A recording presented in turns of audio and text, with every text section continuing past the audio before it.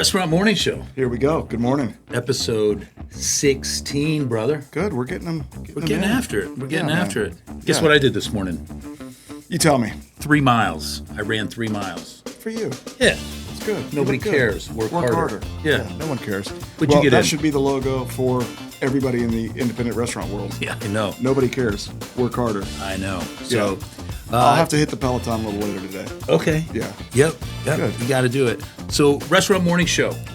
As always, we're going to start out with some industry headlines. I think that you're going to talk a little bit about the tariffs. Mm-hmm. I think the National Restaurant Association put out a headline about what tariffs could potentially do to restaurants, and that's what you're going to touch on. I am. And I know we've talked about it many times about streamlining the menu, how Chili's and Cava found so much success in Chili's in streamlining their menu. Yeah. And how their sales just really rocked it in the last quarter last year. Yeah, they had a lot of good things going on, some Yeah. marketing and able to streamline that menu, Right. and it made them more profitable. And we talked about how we streamlined our menu, and I think we still have opportunity to streamline it. And there are many reasons why you should streamline it. So I'm going to talk about Starbucks streamlining their menu, and they're going to pare down by 13 beverages, but I'll get into that. And then we're also going to talk about emotional intelligence, which I think that's the big topic. Emotional intelligence that's so important for managers and leaders in our industry, especially as independent restaurants. Right. So that's going to be the bulk of the show today. Good information. Good information. You ready to get started? Always ready to get started with you. Good. So tariffs still in the news. Still in the news. The article that I saw is the NRA, the National Restaurant Association, is out there fighting. Well, let me just for be restaurateurs clear. and independent restaurateurs. You can't say NRA. It's not NRA. It's always National Restaurant Association. Oh, because the NRA. Not to be else has confused. Not to be confused with the National Restaurant Association. The National Restaurant Association. Rifle Association. The CEO, the CEO, Michelle Korsma, has sent a letter to President Trump because there's a potential tariff, and we talked about tariffs before. It is a potential, and maybe it's just a little push to get what you want besides that. But the potential tariff on food and beverage is 25% for Mexico and Canada. So Michelle Korsmo, the CEO of the NRA, has sent a letter asking President Trump to exempt food and beverage products from the proposed tariffs. Sure. So they're out there fighting for us. And as they should. Some of her key talking points in the letter were projected financial impact. 25% tariffs on imports from Mexico and Canada could cost restaurateurs over $12 billion potentially. Affected key imports, avocados, tomatoes, beef, baked goods, and most importantly, beer and tequila. Whoa. Okay? Cost pressures already over the last 4 years. Food costs has risen 35% for restaurateurs. Labor costs have risen 36% for restaurateurs. So they are already dealing with very tough economic times. All of us. Anybody in the restaurant industry, right? And that's not just independents. The big boys are going through the same thing. Sure. And most people have already taken price increases to ward off those dangers. So there's just not a lot of menu flexibility right now to take another price increase if this 25% tariff goes into effect. Right. Again, it's potential, but the National Restaurant Association is out there fighting for us.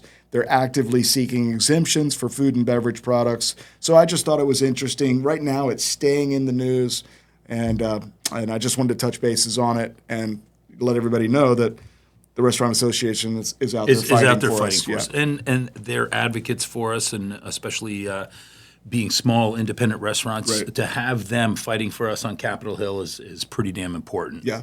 So what do you got? Mine was Starbucks is cutting more drinks from its menu. The Seattle-based coffee shop at Giant is culling 13 items from its menu on Tuesday, the latest salvo in a simplification effort expected to result in a 30% reduction in its overall offerings by fall. And again, what are the reasons to do this?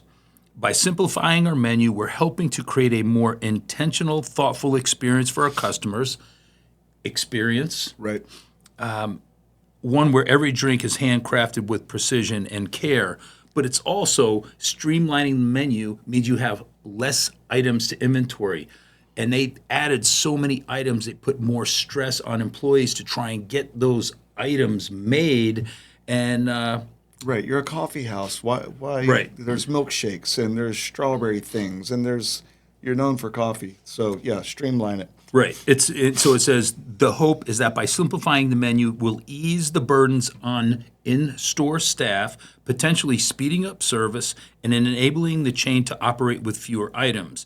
The coffee chain has grown complicated over the years as it's added new beverage platforms, and customers use new ingredients to create their own options, which even stress workers further and slow down service even more. Well, I can tell you, we had an experience the other morning. Emily, our director of marketing, and I went to Starbucks, and it was not a particularly busy morning. It was 10 a.m. kind of right after the rush, and we stood just a coffee, and we stood in the lobby for 8-10 minutes to get a coffee. Really? And this is a recent experience. So, wow. Yeah, maybe culling the menu. Culling the menu versus culling your customers. Right. Yeah. Which I think that they have faced a decline in customer counts. I think they've got some sales. bigger challenges besides their menu being too big. No, but I think that will help because if you could take that 8 minutes and drop that down to 4 minutes, now all of a sudden you're being able to service your customers a little bit weren't quicker. We talking about AI for Wendy's shaving their drive-in time by 4 seconds? Yeah. Like that's how sure in depth people are getting on these times, and with the big boys anyway. Sure. So, but going back to that's interesting. Yeah. And if you want to go back to stressed employees and how you manage or lead them, you have to have emotional intelligence. Right. And tell us a little bit about kind of what that is. Well, emotional intelligence is understanding your own emotions, but understanding that you're understanding your team's emotions and your guest emotions. Okay. I think when managers, servers, and chefs understand each other better, communication improves. That means fewer misunderstandings, better teamwork, and most importantly, fewer screaming matches. We don't like screaming matches inside the restaurant. Why the steak came out well done when it should have been mid-rare. Well, and when you can emotionally connect with your team, it's going to boost productivity, right? It's going to make people feel valued and heard, and they're going to work harder.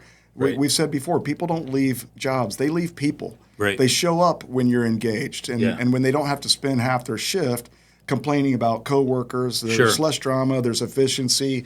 Having that emotional intelligence is just better for everybody. Yeah.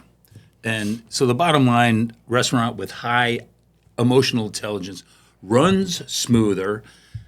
I'd say it has better teamwork, ultimately delivering a better guest experience.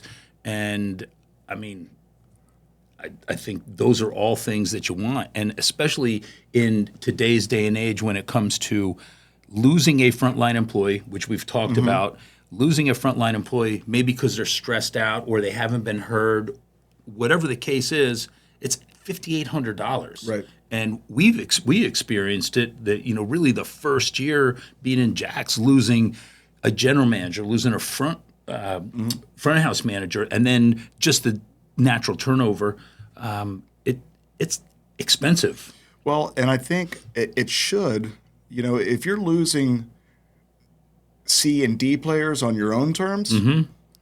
Then you're winning with your A, B's, and C's, A's and B's players. Correct. If you're losing A's and B's, you better look at yourself in the mirror. Right.